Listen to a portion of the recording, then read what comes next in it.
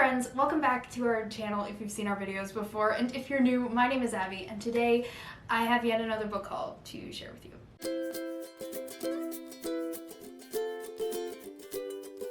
Library sales are my kryptonite. I can't help it. They just, something in being in the library bookstore, it just unlocks this manic feeling in me of just, I have to buy everything I see that looks vaguely interesting. I went into this library sale telling myself I was gonna be good because I recently did like a bit of a reshuffle of my TBR shelves and like reminding myself of like everything that I own that I haven't read yet. It's a lot of things and it's kind of overwhelming. And then I went to the library sale and I bought even more things and I'm like, why am I like this? I'm really not complaining though because I love getting new books. It's like the ultimate rush of just joy, and it's a good feeling. It's a really good feeling. So I ended up buying quite a few things at this recent library sale when everything was already like $1 or $2 and it's 50% off. What am I gonna do? Just like not buy the books? I think not. So I have 28 books to share with you today. I'm gonna try to go fast because it's a lot. But yeah, I don't regret having any of these. None of them whatsoever. I'm so excited. I'm so excited about some of these. And I found a lot of really great things that I've heard really great things about. A lot of things that I've been like keeping an eye out to get for a good deal. And then I found them and I was super excited. So I think we're gonna start with books I either have read or I've read from these authors before. And then we'll go into more of the ones that I haven't read because I feel like I know what I can say about some, like I can tell you stuff about some of these, so we'll start there. So first up, we're gonna start here and kind of get this out of the way. You guys know The Chronicles of Narnia is my favorite series, and I kind of have been collecting various editions of them where I find them. I haven't bought like full price ones in a while, but if I find them for a really good deal and it's an edition I don't have, then like I'm gonna buy it and bring it home. And I only got one, even though there were quite a few editions there, but I picked up just one and it's my favorite, so I had to get it. It's The Magician's Nephew. This is the color illustrated like special edition, full color collector's edition. Check this out. I absolutely love the cover and the spine. It's so pretty. And then inside, look at this, look at the world between the worlds. Look, it's so beautiful. So I don't have a full color version of any of the books. I think this might be my first full color copy of any of them, but this one's my favorite. It's my favorite of the series. It's my favorite book of all time. So like, it was 50 cents. I'm gonna bring it home with me just so I can like look at it.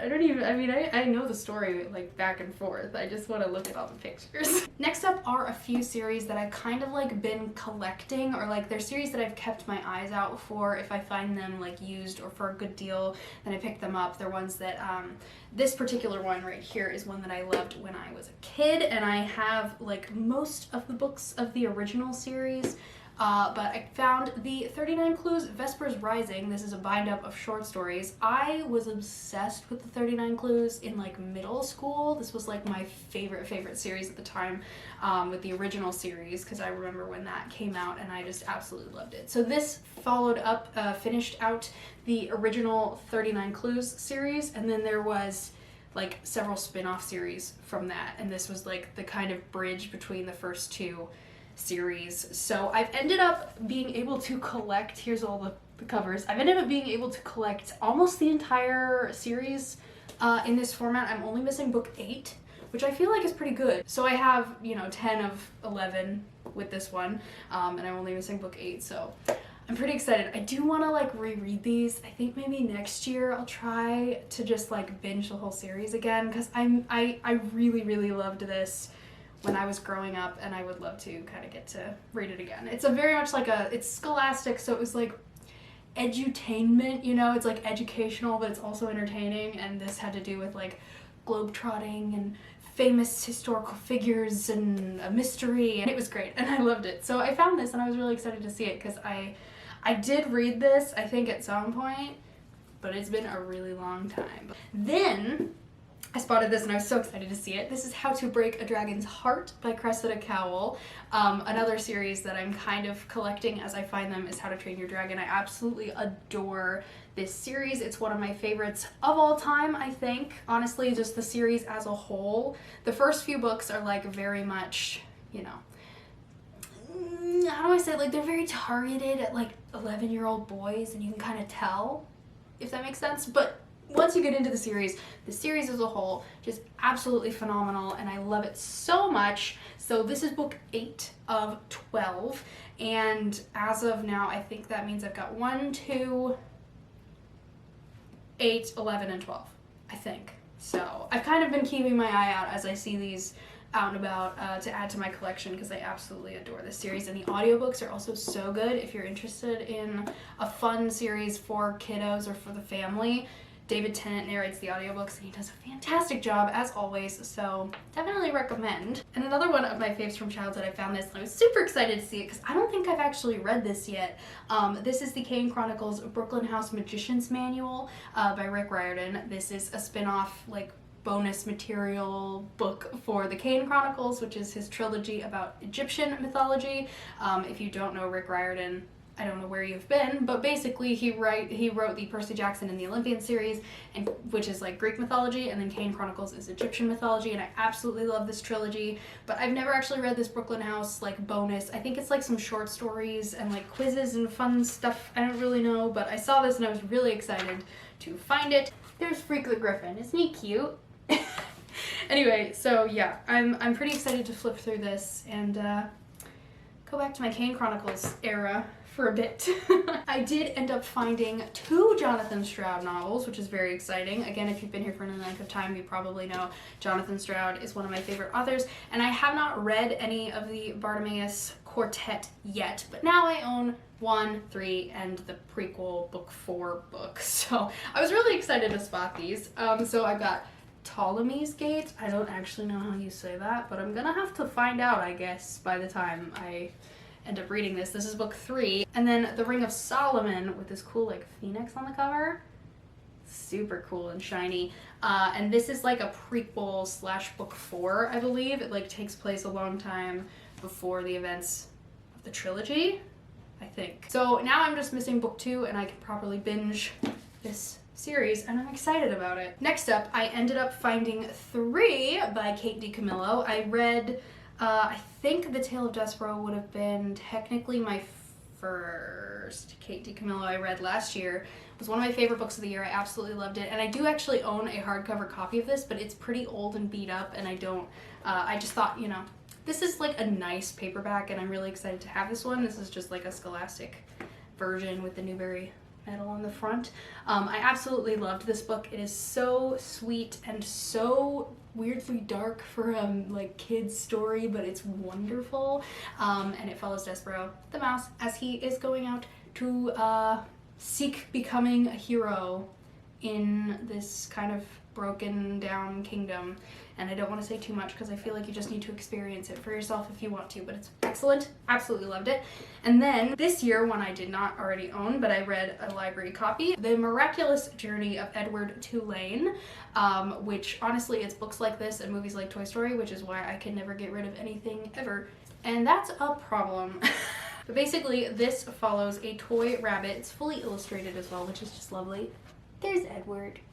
And he gets separated from his owner and goes on this journey to try and find her again, and it made me cry a lot, like way more than one would expect, but apparently toy stories just get to me and then mean I can't get rid of anything from my childhood, and it's a bit of a problem. And then I also picked up another Kate DiCamillo. I haven't read this one yet, but I'm really excited to. The Tiger Rising, which is super short, very cute little middle grade story. And I've heard this one is also like really deep and moving despite being not even 100 pages, 115 pages. So we'll see. I assume I'm gonna love it because I loved all the other DiCamillo novels that I've read so far. And then finally, for authors I've read from before, I have heard nothing but incredible things about The Goose Girl, and I'm so excited to pick this up. I was so excited to spot it, and I love this cover. This is probably my favorite cover for the book I've ever seen. It's so pretty, and I love the purple. It's beautiful.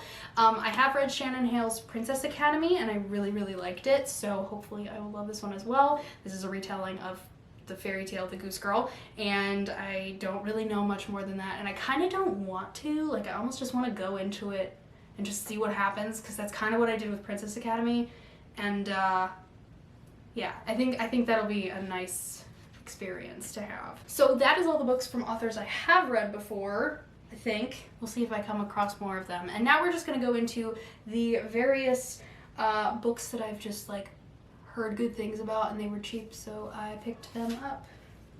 Okay, first up, I picked up The Runaway King by Jennifer A. Nielsen. This is the sequel to The False Prince, which I do also own. It's on my TBR. Haven't read it yet, but I saw the sequel and I was like, I'll pick that up. I'll take that home with me, and then if I love the first one, I can read this one too. So I don't know what this specific book is about because I don't want to know. I don't want to spoil the first book for myself, so I've been avoiding the synopsis, but a lot of my friends loved this trilogy when they were younger, so I think it's probably going to read younger, but I'm not mad about that. I love a good middle grade adventure, so I think it's just like a fantasy political intrigue type of story. But we'll see. Next up, I picked this one up because it sounds kind of fun, and now that I've read Pride and Prejudice, like, I feel like I'll understand Death Comes to Pemberley a little bit better. Because, like, this one's always intrigued me, but I hadn't read any Jane Austen, so I didn't want to, like, read this and not understand who these people are or what's going on. So, from my understanding, this is kind of a sequel, a fan fiction that got published, kind of. Seems like, but it's like a murder mystery set at Pemberley with Elizabeth and Darcy like 6 years after the events of the original novel, and I'm very intrigued because I loved Pride and Prejudice and I love a murder mystery, so maybe this will be for me. Kind of hope it is. Next up, one that I've heard incredible things about for a very long time. This book has been pretty popular for a good long while now, and that's The Graveyard Book by Neil Gaiman. My understanding about this, what I've heard this pitched as, is that it's the Jungle Book, but instead of like jungle animals, this boy grows up in a graveyard raised by ghosts. And I don't really know much more than that, but the catchphrase, the like tagline is, it takes a graveyard to raise a child. So I don't know exactly what this is about, but it's another one I kind of just want to go into it without knowing anything. But I saw this like 10th anniversary edition. It's got a prologue by Margaret Atwood, and I did not realize that there are so many like illustrations in this book until I started flipping through it, and I was like, ooh, that's nice.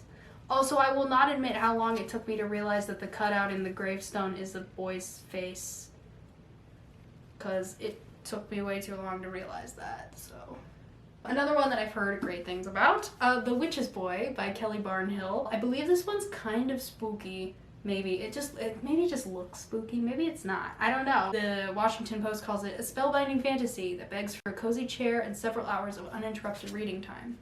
My favorite kind! How did you know? I don't really know a ton about this other than I think it's like these two kids are from like different backgrounds and they have to work together to save magic. Question mark? Next up, I really don't know much about this one. Ooh, other than it's beautiful under the dust jacket. Hello? I haven't seen, I didn't notice.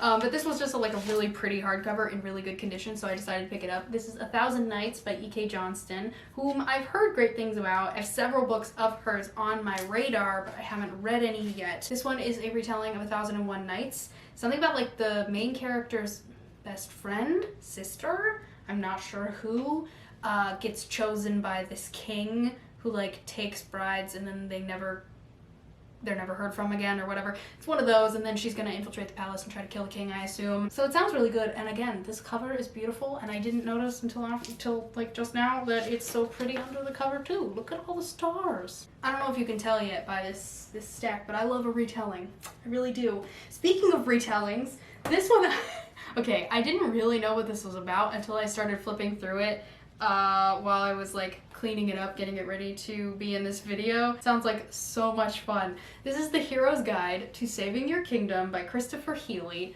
First of all, this cover is iconic. I feel like this is so much fun. But the tagline is 4 imperfect princes, 4 improbable princesses, 1 hilarious adventure. And then as I was reading the actual synopsis inside, it looks like this is the story of 4 Prince Charmings, the 4 Prince Charmings, one who saved Sleeping Beauty, Cinderella, Snow White, and Rapunzel, respectively. And they've only ever been called Prince Charming, and I think this is kind of gonna be they're gonna go save the kingdom, save the world. And there's princesses involved because there's girls on the cover. I don't really know much, but it sounds very, very fun. And the first line of the prologue is, Prince Charming is afraid of old ladies. Didn't know that, did you? Which sounds it sounds like such a fun time. I kind of want to read this like soon. Also, there's a dragon on the cover, which I love a good dragon story. I do. Your book has dragons, it automatically gets brownie points in my book.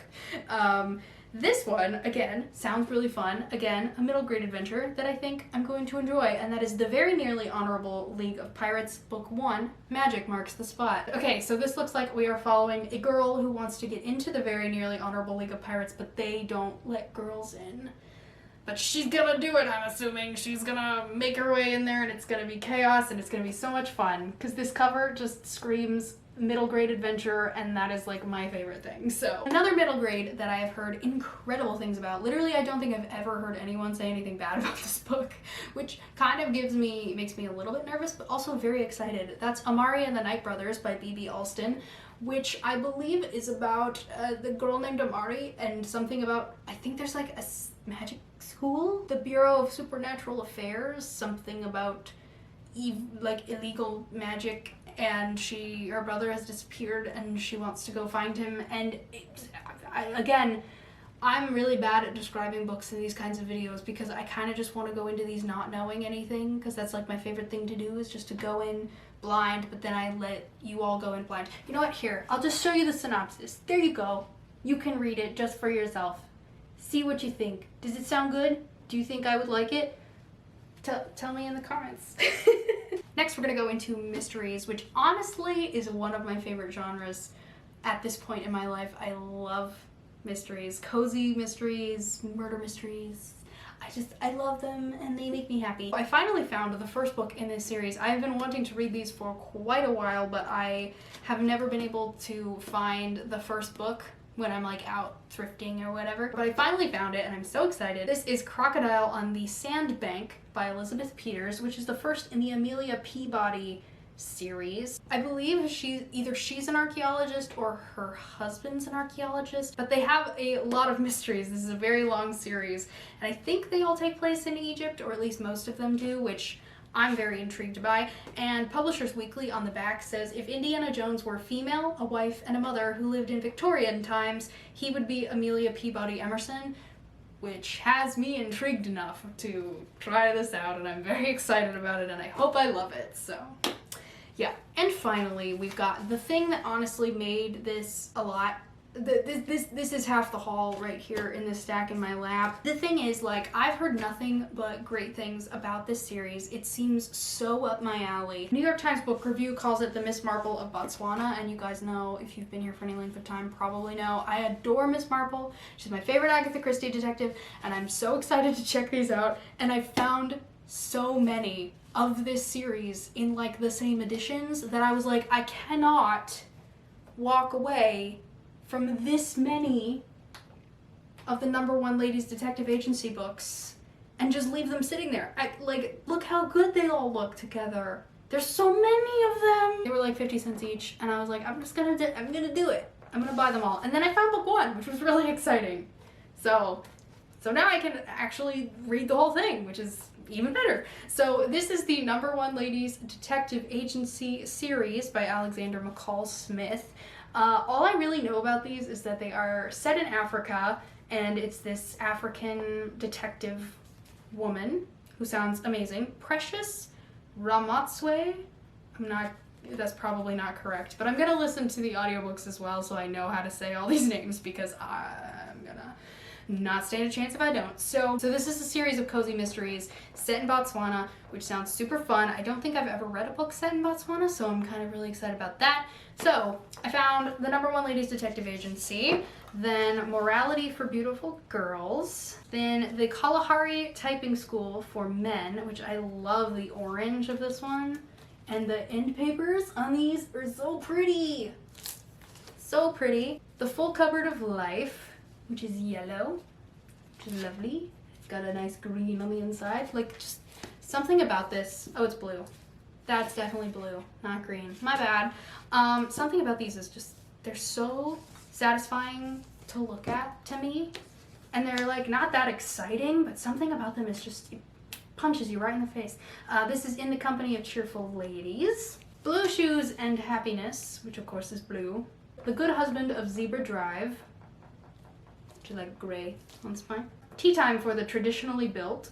And the Double Comfort Safari Club, which has lions on the cover. So fun. So yeah, I'm really, really excited about these. I hope I will love them. There's like 40 something books in this series, so this is not even like a fraction of what is there, but I feel like it's a good enough, it's more than enough of a sample for me to like read them and see how I feel about them, if I like them, if I don't like them. I hope I really like them because now I have 1, 2, 3, 4, 5, 6, 7, 8, 9, 10 of the books because I already had book 2. Tears of the Giraffe. It has a giraffe on the cover and I love it. So yeah, I hope I will love these because now I have 10 of them. So that is it. That is all of the books that I hauled at this last quarterly library sale. I knew better. I knew I wasn't gonna be good. I was like, I'm gonna be good, and I knew I knew secretly I wasn't. I was gonna buy a lot of things, and I did. So here we are. I don't regret having any of them though. So you hear me complaining, I'm not really complaining. I'm just wondering why I'm like this. But anyway, let me know in a comment down below if you have read any of the books that I hauled or if any of them sound interesting to you. I would love to know and chat all the bookish things with you in the comments. Make sure you subscribe so that you don't miss any future Disney or bookish magic that we have in store. And I will see you guys next time. Bye!